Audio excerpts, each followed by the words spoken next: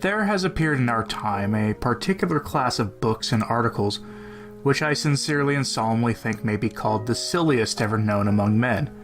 They are much more wild than the wildest romances of chivalry, and much more dull than the dullest religious tract. Moreover, the romances of chivalry were at least about chivalry. The religious tracts are about religion. But these things are about nothing. They are about what is called success. On every bookstall and every magazine, you may find works telling people how to succeed. There are books showing men how to succeed in everything. They are written by men who cannot even succeed in writing books. To begin with, of course, there is no such thing as success. Or if you would like to put it so, there is nothing that is not successful. That a thing is successful merely means that it is. A millionaire is successful in being a millionaire, and a donkey in being a donkey. Any live man has succeeded in living. Any dead man may have succeeded in committing suicide. But passing over the bad logic and bad philosophy in the phrase, we may take it, as these writers do, in the ordinary sense of success in obtaining money or worldly position. These writers profess to tell the ordinary man how he may succeed in his trade or speculation. How, if he is a builder, he may succeed as a builder. How, if he is a stockbroker, he may succeed as a stockbroker. They profess to show him how, if he is a grocer, he may become a sporting yachtsman. How, if he is a 10th-rate journalist, he may become a peer. And how, if he is a German Jew, he may become an Anglo-Saxon. This is a definite and businesslike proposal, and I really think that the people who buy these books, if any people do buy them, have a moral, if not legal, right to ask for their money back. Nobody would dare publish a book about electricity which literally told one nothing about electricity. No one would dare to publish an article on botany, which showed that the writer did not know which end of a plant grew in the earth.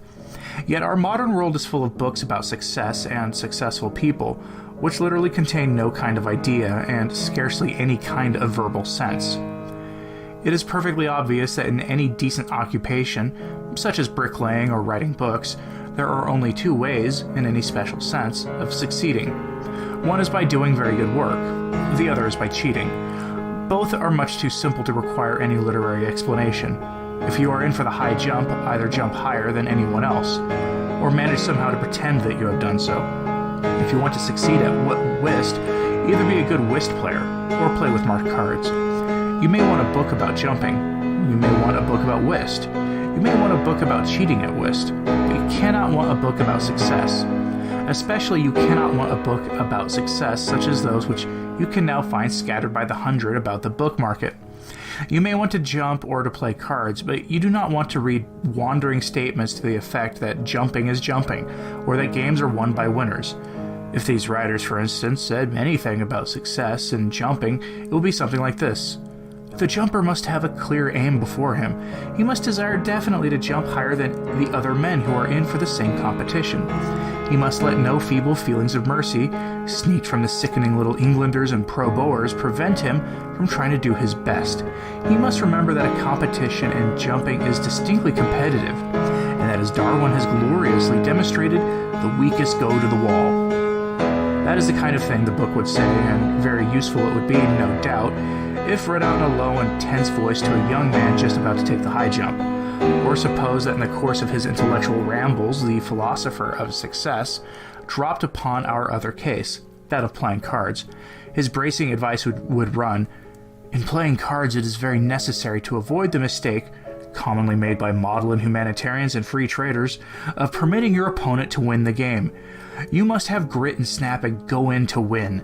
The days of idealism and superstition are over. We live in a time of science and hard common sense. And it has now been definitely proved that in any game where two are playing, if one does not win, the other will." It is all very stirring, of course, but I confess that if I were playing cards, I would rather have some decent little book which told me the rules of the game. Beyond the rules of the game, it is all a question either of talent or dishonesty, and I will undertake to provide either one or the other, which it is not for me to say. Turning over a popular magazine, I find a queer and amusing example. There is an article called "The Instinct That Makes People Rich." It is decorated in front with a formidable portrait of Lord Rothschild. There are many definite methods, honest and dishonest, which make people rich. The only instinct I know of which does that is the instinct which theological Christianity crudely describes as the sin of avarice. That, however, is beside the present point. I wish to quote the following exquisite paragraphs as a piece of typical advice as to how to succeed. It is so practical, it leaves so little doubt about what should be our next step. The name of Vanderbilt is synonymous with wealth gained by modern enterprise. Cornelius, the founder of the family, was the first of the great American magnates of commerce. He started as the son of a poor farmer. He ended as a millionaire 20 times over. He had the money-making instinct.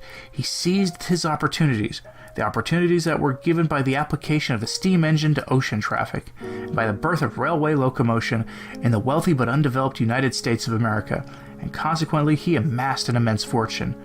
Now, it is of course obvious that we cannot all follow exactly in the footsteps of this great railway monarch. The precise opportunities that fell to him do not occur to us.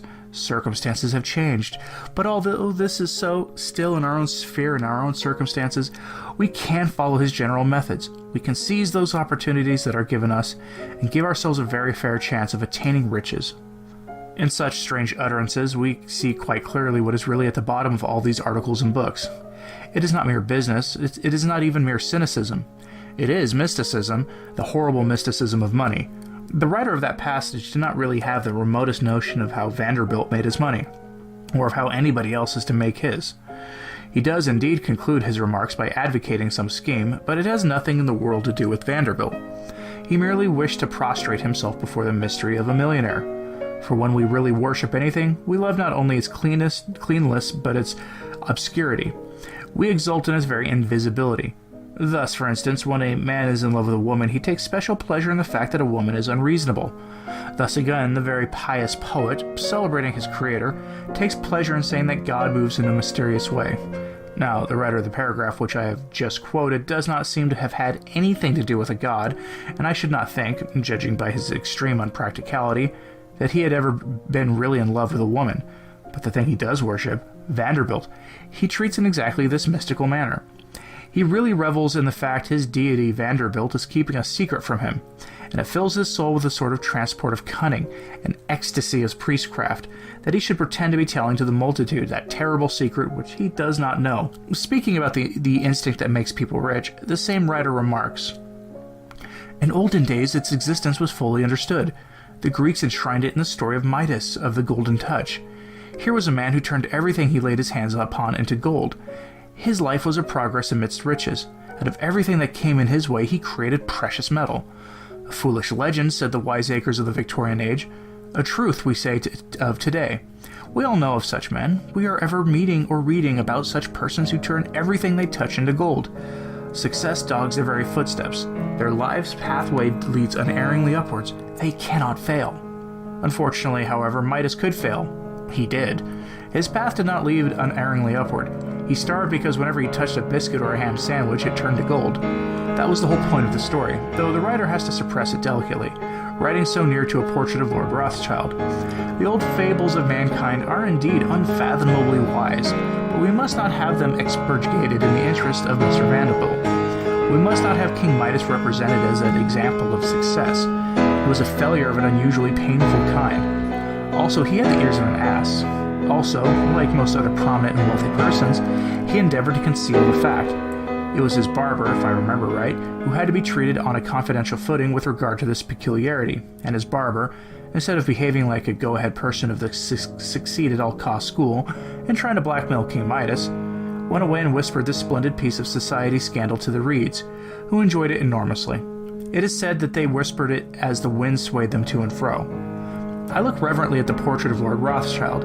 I read reverently about the exploits of Mr. Vanderbilt. I know that I cannot turn everything I touch to gold, but then I also know that I have never tried, having a preference for other substances, such as grass and good wine. I know that these people have certainly succeeded in something, that they have certainly overcome somebody. I know that they are kings in a sense that no men were ever kings before, that they created markets and bestride continents. Yet it always seems to me that there is some small domestic fact that they are hiding, and I have sometimes thought I heard upon the wind the laughter and whisper of the reeds. At least let us hope that we shall live to see these absurd books about success covered with a proper derision and neglect. They do not teach people to be successful, but they do teach people to be snobbish. They do spread a sort of evil poetry of worldliness. The Puritans are always denouncing books that inflame lust. What shall we say of books that inflame the viler passions of avarice and pride? 100 years ago, we had the idea of the industrious apprentice. Boys were told that by thrift and work they would all become Lord Mayors.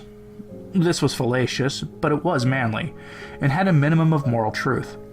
In our society, temperance will not help a poor man to enrich himself, but it may help him to respect himself.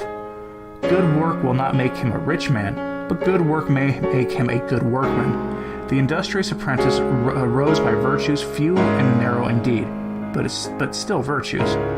What shall we say of the gospel preached to the new industrious apprentice, the apprentice who rises not by his virtues, but avowedly by his vices?